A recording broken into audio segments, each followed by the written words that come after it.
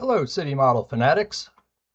This is Paul Cody here to describe some new tools for cross-disciplinary collaboration on city models. What are we talking about?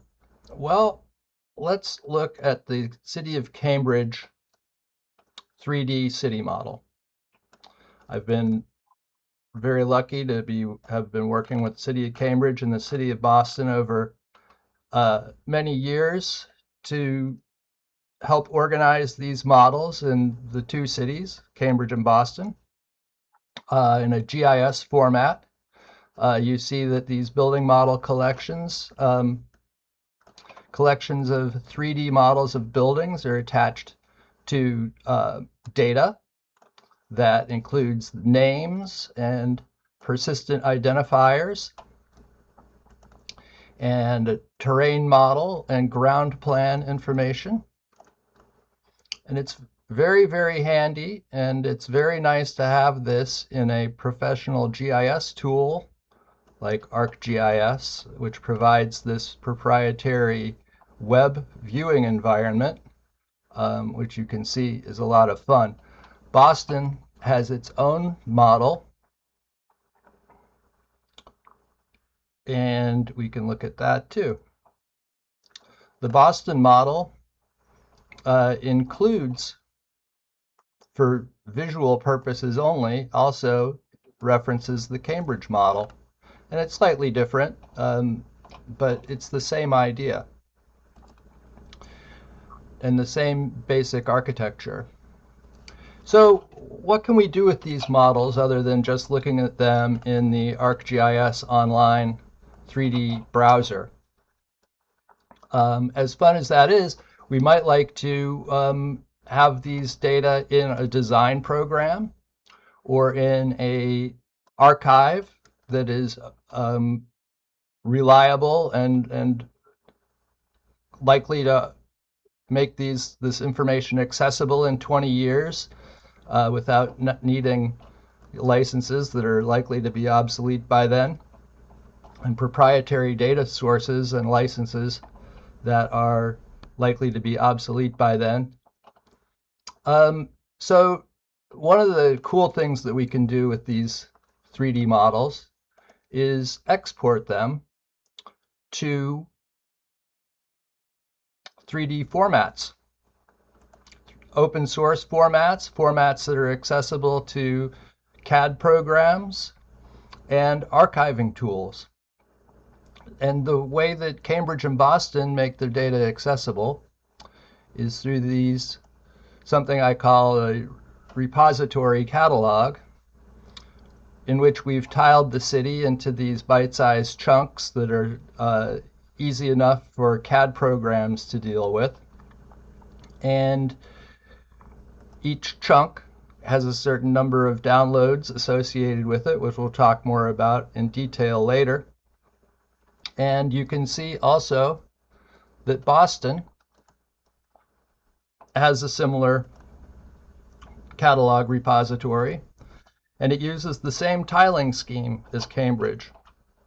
One of the most important themes of this project is that it's all about collaboration and inviting people with diverse tool sets and interests to share the models, to coordinate the models, and to integrate their own work into these models, whether they're modeling future scenarios or historical ones. So let's take a look at how this works. We start with GIS data, and we end up with something called the repository catalog.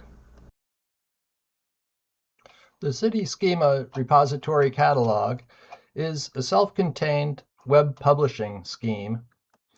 It is a way of encapsulating the resources of the city model in a variety of formats tailored to a specific community, using a standard called the Open Archive Information Systems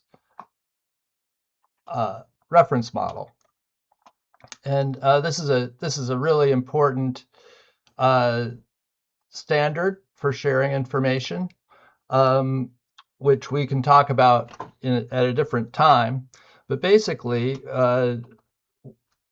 what it is a way of packaging catalog information with media or content of any sort that your community is interested in into a capsule that can persist through time and be accessible without the requirement of being hosted in a proprietary platform.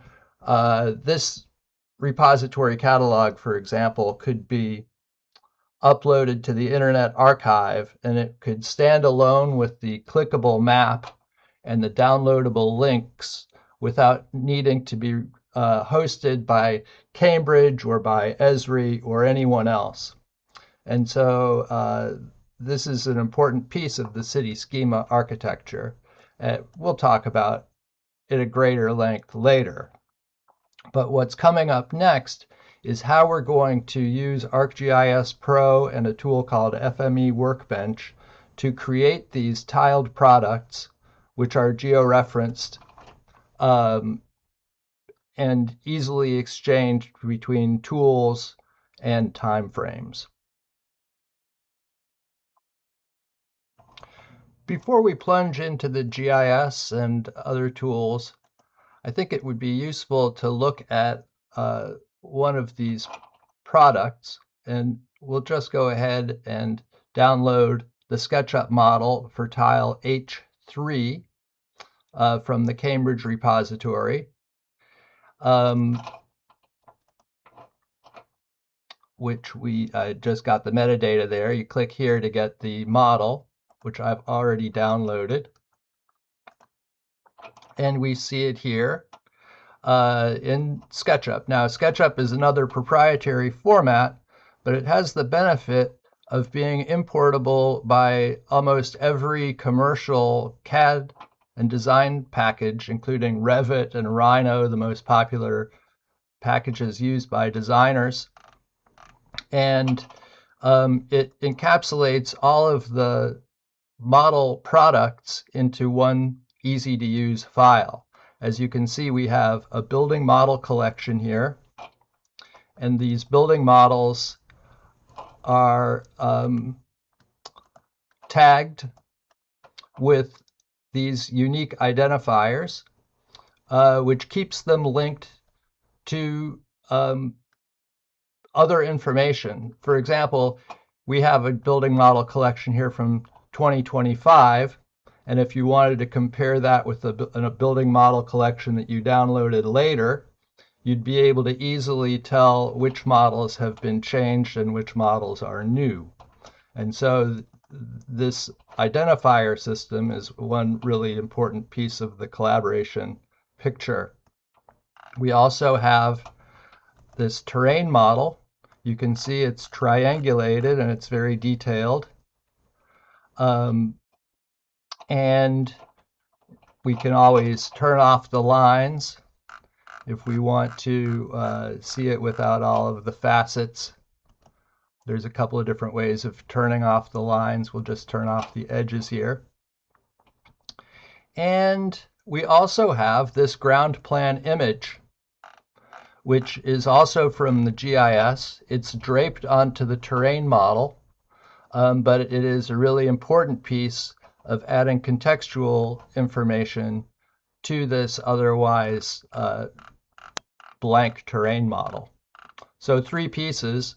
We have a building model collection, we have terrain model, and a ground plan. But another key piece of this is the coordinate system. So here you see this is a SketchUp model of the tile frame. This is downloadable from the CitySchema site. And it has a coordinate system, which is basically a shifted version of the state plane coordinate system, which makes these tiles easily accessible within design tools, which, unlike GIS, have a limited spatial scope that they can cover. And so the coordinate system is described here. It features a means of coordinating the data with CAD and GIS and also Google Earth. And because of the tiling scheme and everything being neatly clipped on these corners, georeferencing and exchanging data between each of these platforms becomes a simple drag and drop. Everything snaps exactly into place with no guesswork. So let's just look at that.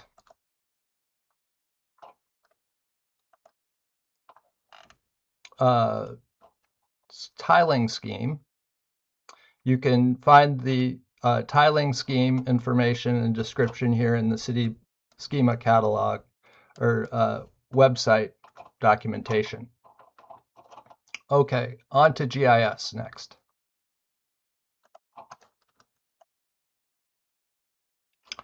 So, for the purposes of handing all of this information over to the City of Cambridge, I've packaged this up, all of the GIS data and the tools and everything needed to do this demo in this folder called City Tiler 2025-0925.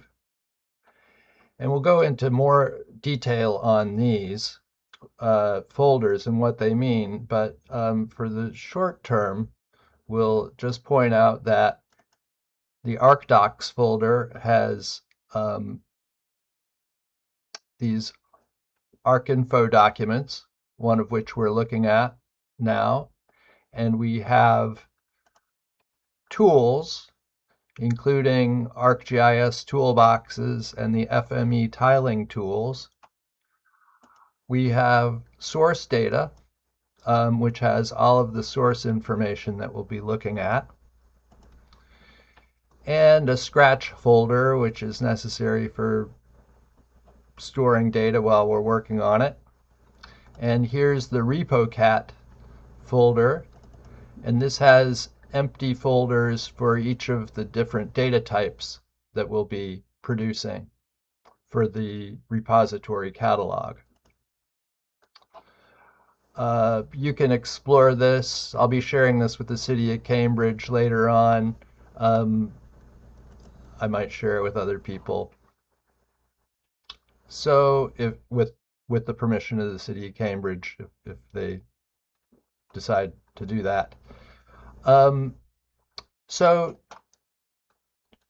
we've started the ArcGIS project here. Here's the City Tiler 2026-0621 project.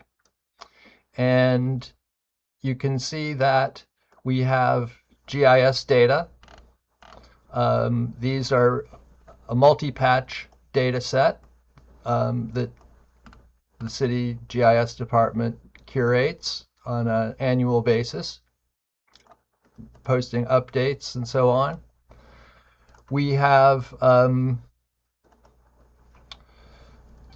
ground plan information, but we also have terrain information.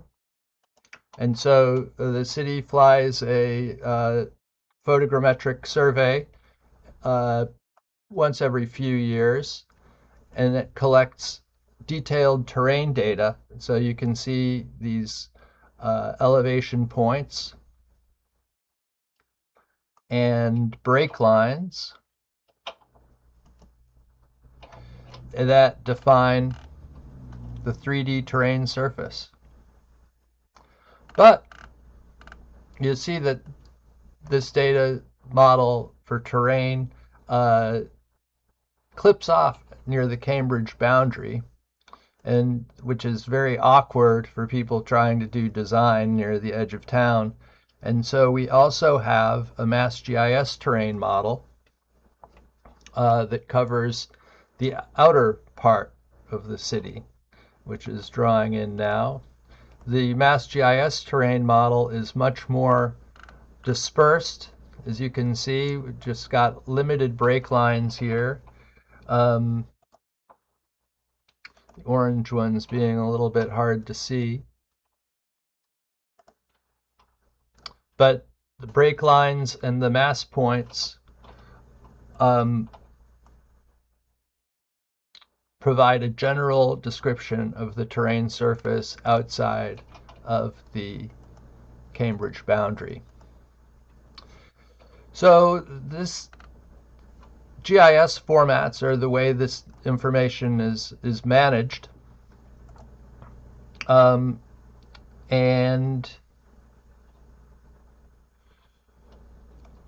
the question is, how do we get this into SketchUp and OBJ format? The answer, well, that's coming up. First, it's worth noticing that these options are very important here.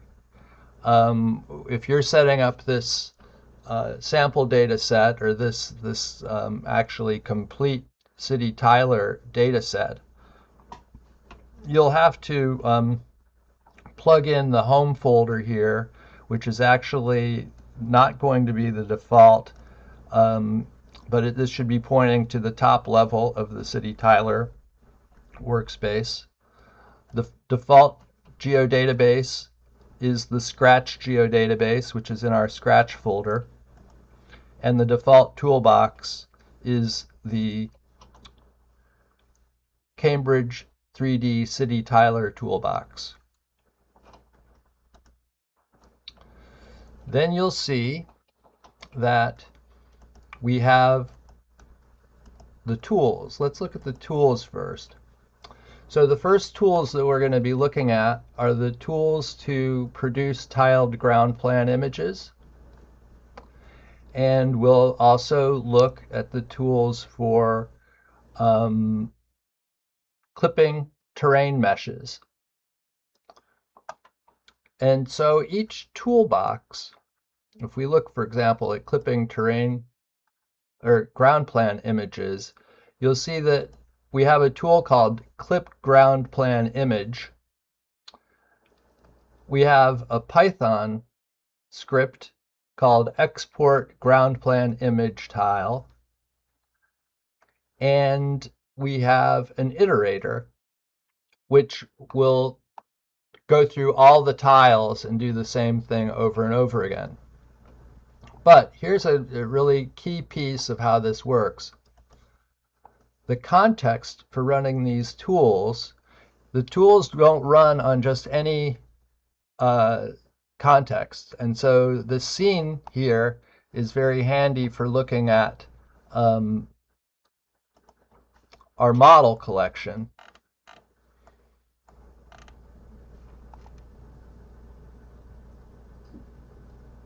Here we are. But this scene is not good for running the ground plan image generator.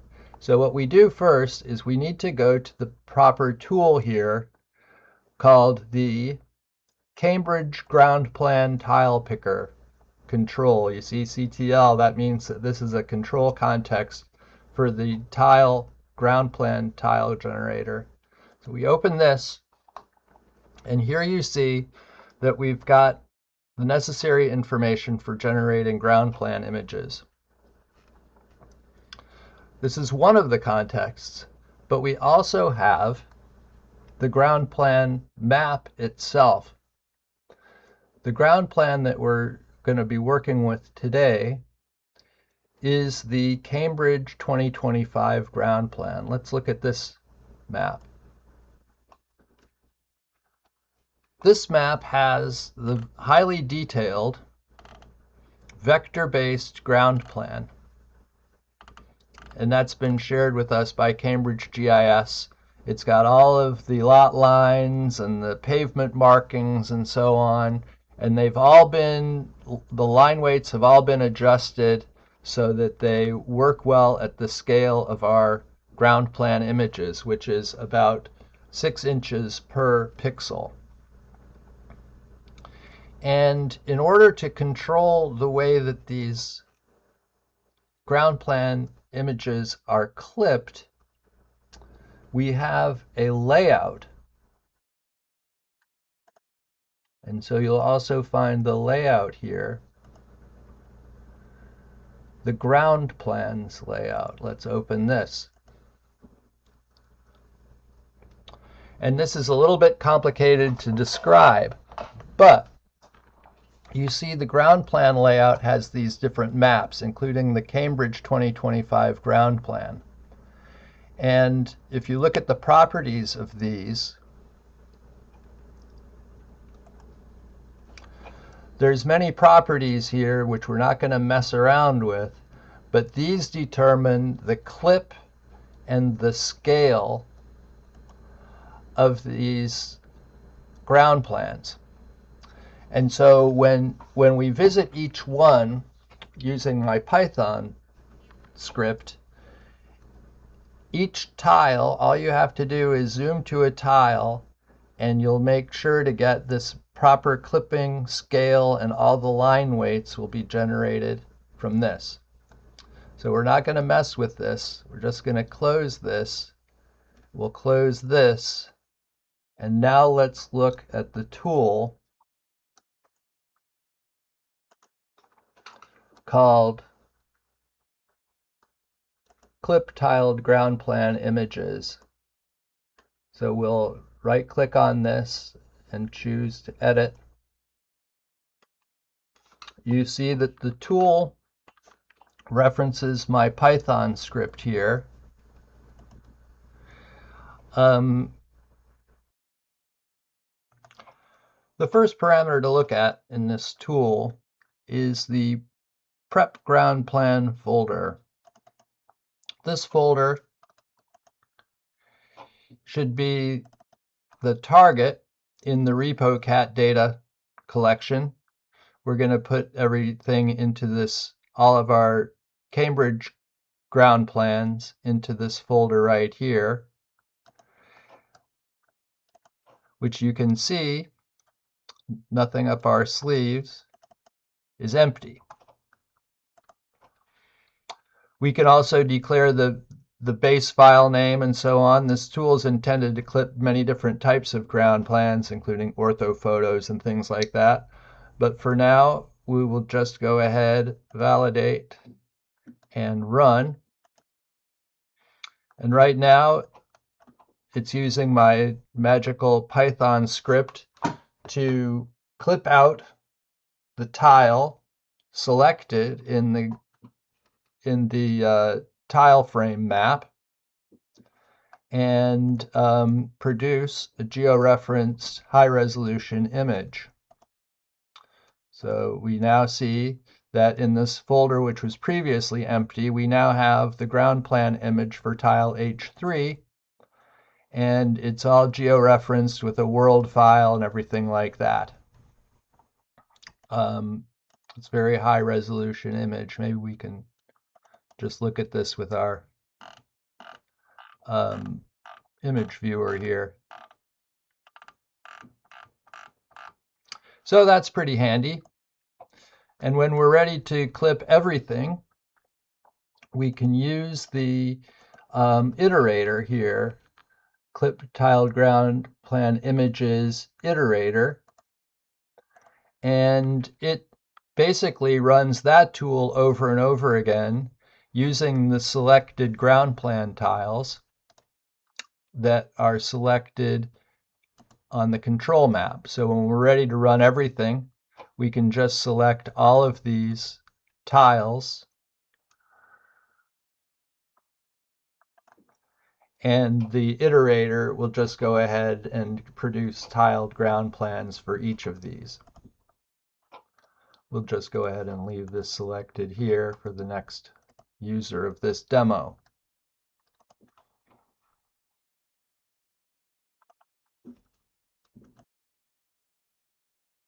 Next, let's take a look at the terrain clipper tools. We have this tool set number 5, Clip Tiled Terrain Models. And let's clean this up a little bit. We'll get rid of these other tools and control maps. And you'll see we have something called Clip Terrain Combo. That's a tool. It's a complicated tool. And it has its own context, as we've described before. So we'll go to the catalog pane and maps, and we're going to find the terrain tiler control map, which we'll open. So this control map, as you can see, has the digital terrain model info for the 2020 WSP terrain model. And we have the MassGIS terrain model here, all of the data here, and we have the tile parts, and we have this tile picker map. And these are all referenced here by the map, the tool.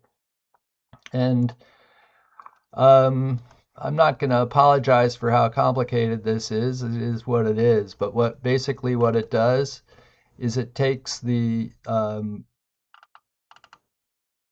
tiles that are selected and it copies those into the terrain model data set.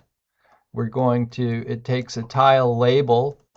We're going to use tile H3, so it'll use this selection query here to select the tiles that are specified. This is how it works with the iterator. As you'll see, when we have to iterate over this script, we pass the tile to it, the tile label to it from the iterator script.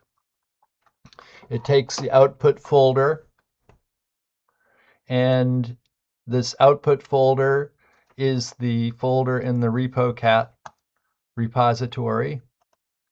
We'll just go in here and we'll empty this.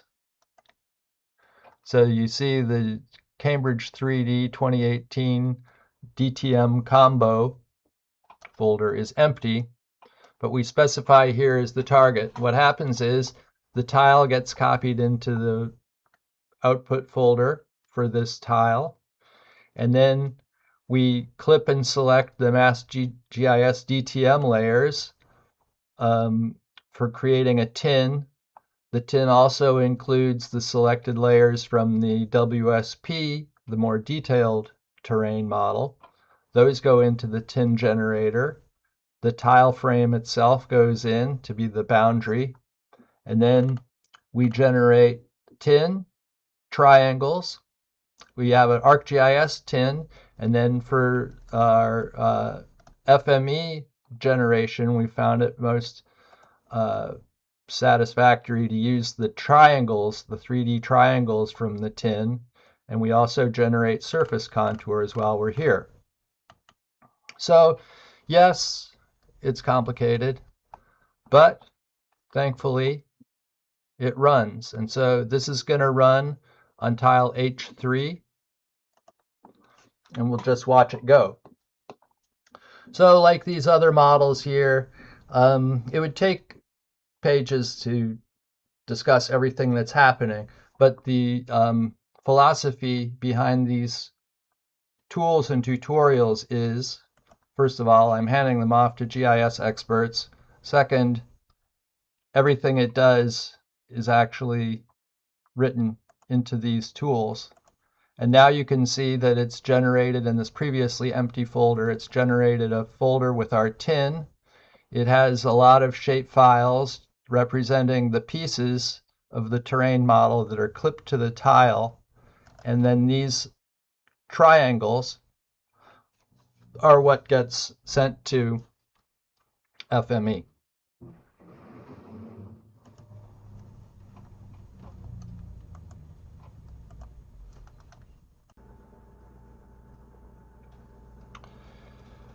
So that worked. Let's go ahead and clean this stuff up. And we'll take a look next at the tool for exporting DXF ground plan. The DXF ground plan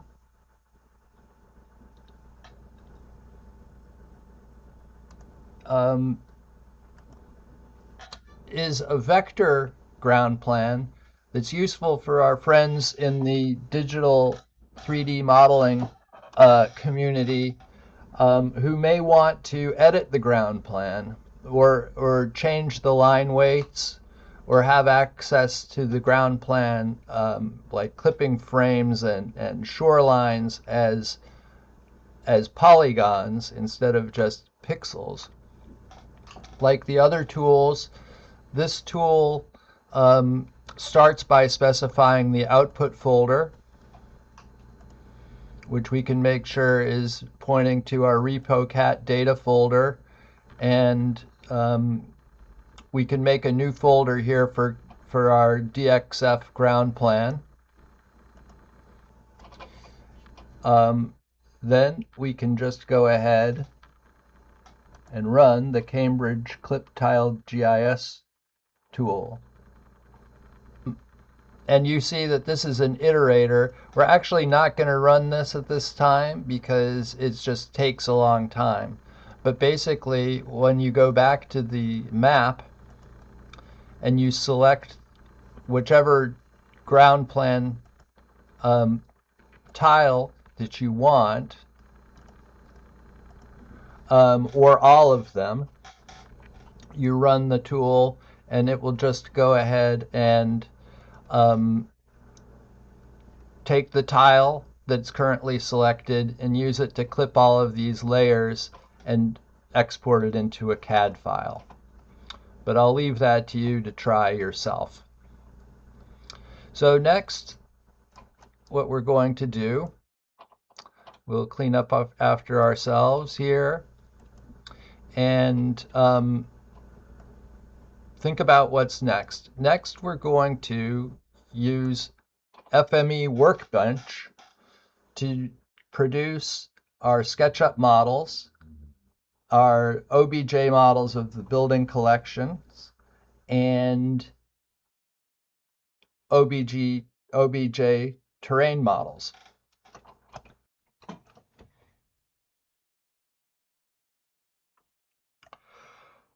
So now we've seen a little bit about how the GIS data is organized and how we run tools to take pieces out of it, like a triangulated terrain mesh, clipped ground plan images clipped to tile frames, and we have these multi-patch geodatabases sitting here in our nice sample data set. Now, let's look back in the City Tiler folder and see how we can use the FME Workbench tools to reference the GIS resources we've clipped to create, for example, OBJ files of our multi-patches. Now, the way these workbenches are organized is we have individual workbenches that'll do one tile at a time, and then we have iterators that will iterate these tools over each tile. And what we'll do is we're just going to look at these single tile outputs, and then the iterators are fairly easy to understand. So we'll just demonstrate that these things work. First, we'll look at the multi-patch to OBJ tool. It's using FME Workbench 2025 edition.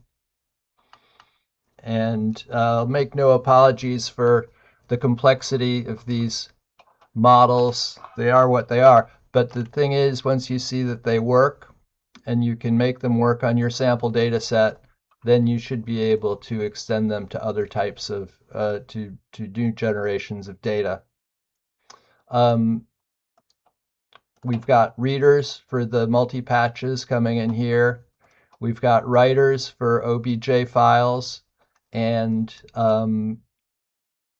for metadata, catalog information. And one of the things that you'll want to do when you look at these FME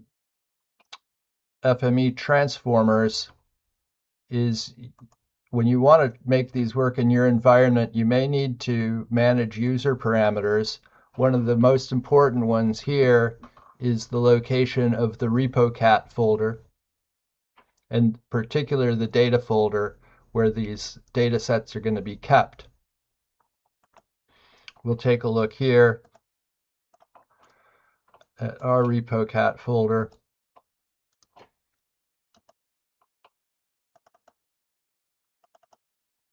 We've created a folder for the building models. We'll eliminate this H3 because we're going to generate it again. So as you can see, that's empty now. Now we'll run the tool. It's going to generate multi-patch models and metadata for tile H3. So we cross our fingers and let it go. You can watch the progress of the model by looking at these readouts. It's found all the bridges and the building models, but then it filters them according to our tiles, and we end up with 63 multi-patch models, and it says successful. So let's look back in our folder. Now we've got a folder for tile H3. There's catalog information here, which gives a CSV file that has the GIS data for each model, and also the same data in a JSON folder file. And then the data for each model, there's the identifier. We have an attributes JSON file which has the GIS attributes for that model. We have the OBJs and potential materials there. So it seems like a miracle, but there it is, and it works. So now let's look at the terrain data. So this would be the target data for our terrain, and as you can see, we can create a terrain mesh OBJ with materials, but let's just go ahead and regenerate that here. So we'll delete this. We'll close this workbench.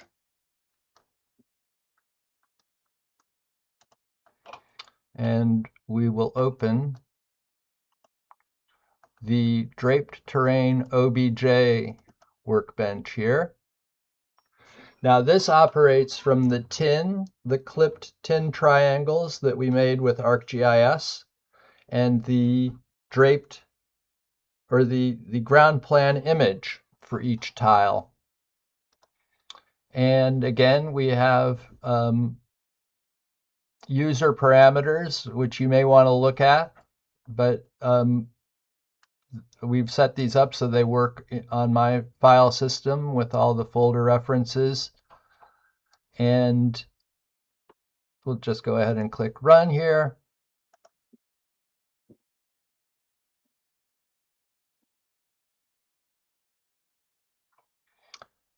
And it takes a little while, but eventually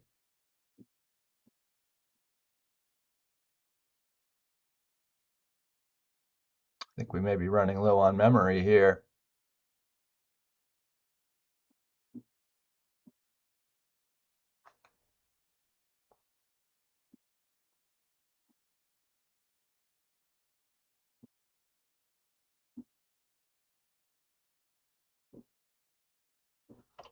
Now we can look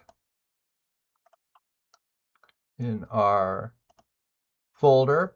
So we have now in our 2018 Terrain OBJ folder, we have a new subdirectory for tile H3. It's got an OBJ model for the terrain mesh. It's got the material, which is the H3 ground plan. And this terrain mesh would open up in any tool that opens an OBJ. It's clipped to the tile extent, and it's using our common Boston Metro coordinate system.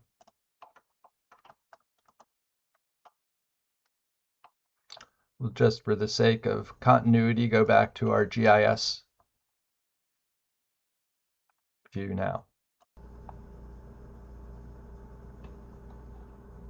So, last but not least, let's look at the tools for creating SketchUp tiles,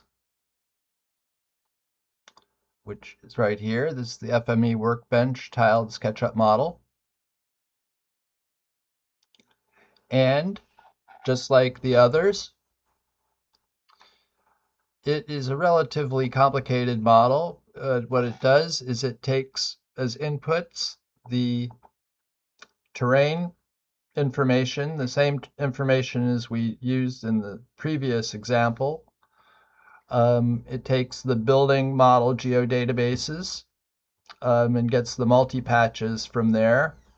And it gets tile information from the terrain folder, and it produces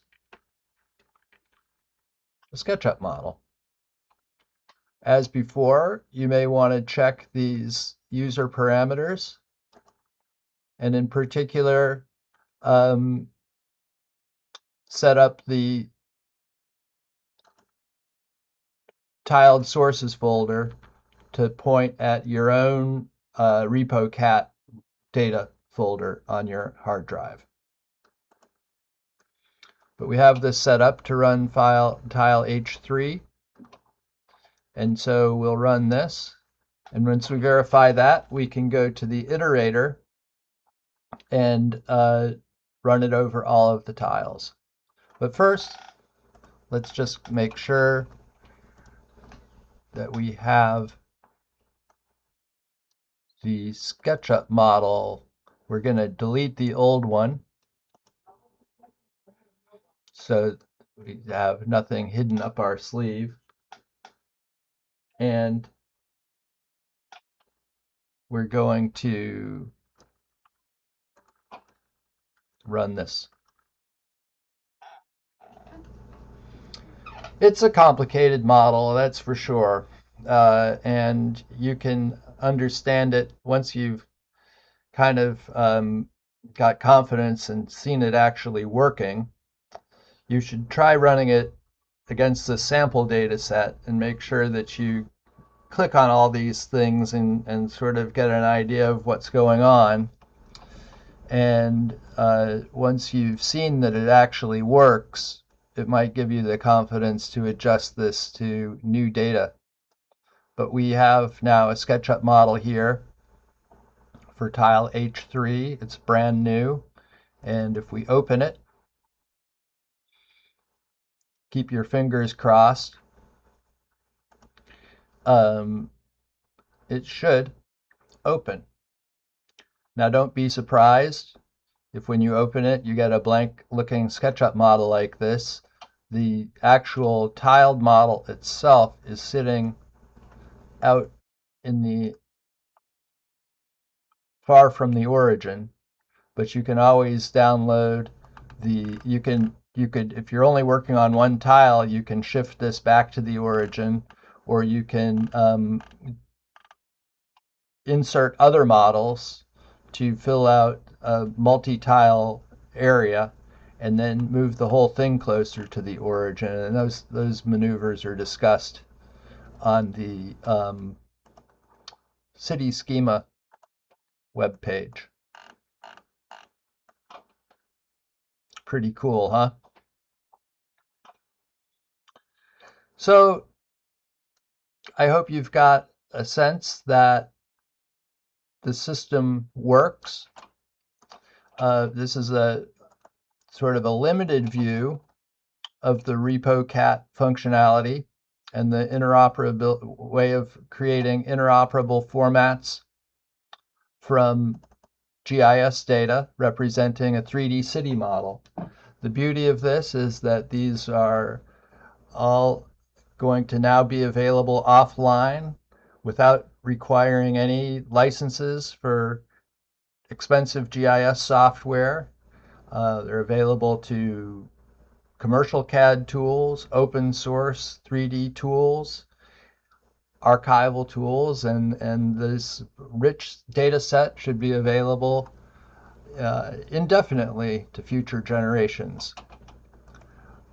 So be sure to visit CitySchema.org, check out recent updates, look for tools, and contact us if you've got any questions. Thank you very much.